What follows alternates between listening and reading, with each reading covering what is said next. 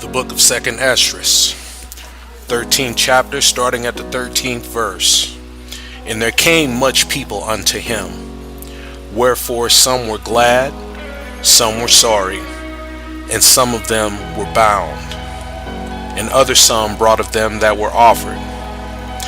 Then was I sick through great fear, and I awaked and said, Thou hast showed thy servants these wonders from the beginning, and hast counted me worthy that thou shouldest receive my prayer.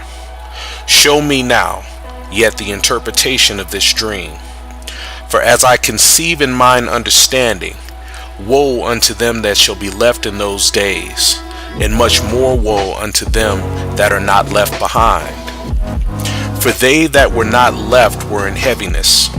Now understand I the things that were laid up in the latter days, which shall happen unto them and to those that are left behind.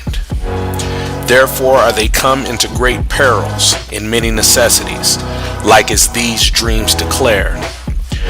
Yet is it easier for him that is in danger to come into these things than to pass away as a cloud out of the world, and not to see the things that will happen in the last days.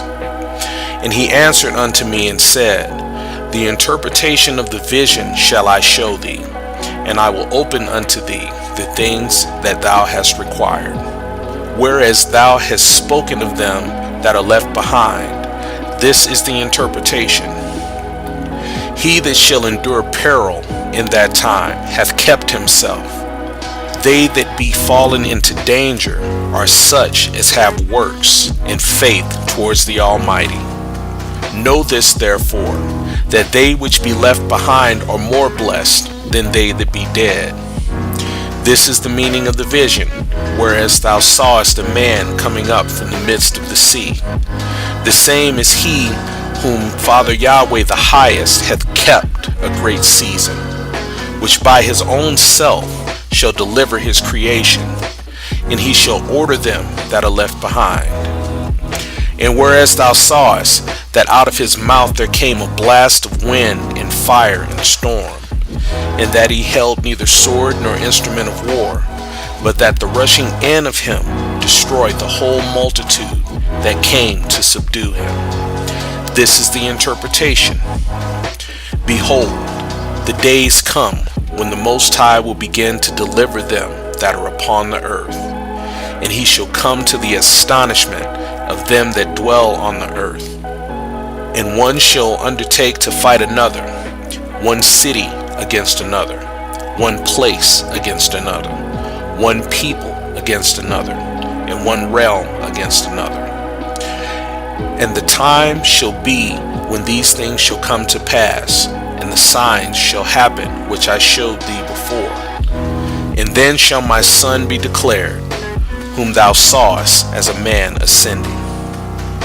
And when all the people hear his voice, every man shall in their own land leave the battle they have one against another, and an innumerable multitude shall be gathered together, as thou sawest them, willing to come and to overtake him by fighting. But he shall stand upon the top of Mount Zion, and Zion shall come, and shall be shown to all men, being prepared and builded, like as thou sawest the hill graven without hands.